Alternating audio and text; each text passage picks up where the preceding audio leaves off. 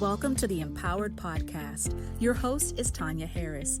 Tanya is leading the way and creating a whole new level of possibilities in leadership development.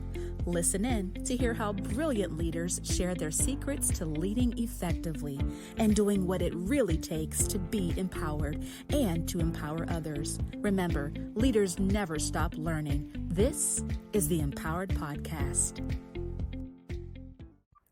Leadership is a process, not a position. This is Tanya Harris, and there was a time when the terms leadership and management were used interchangeably. We now know that there's a significant difference between the two.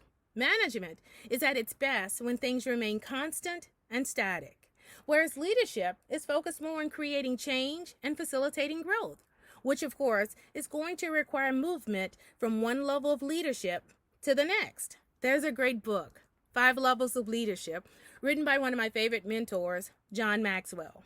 The book references that we must first break down leading into understandable steps, and secondly, that we must provide a clear game plan for leadership development.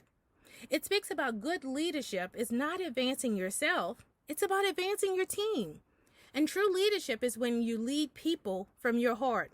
And lastly, 5 Levels of Leadership speaks of aligning leadership practices, principles, and values. And here's why this content was so awesome to me. John shared that he originally believed each level of leadership was a level of practice, but then he realized that the levels were actually principles. Practice, principle, well, what's the difference? A practice is an action that may work in one situation, but not necessarily in another. A principle, on the other hand, is an external truth that is as reliable as a physical law. Effective leadership principles, when embraced, become part of our values and assist us with making wise leadership decisions. This book is fantastic, and I'm excited to share with you my key takeaways. Look forward to my upcoming podcast. Some really great information coming your way. Remember, leaders never stop learning. Be empowered.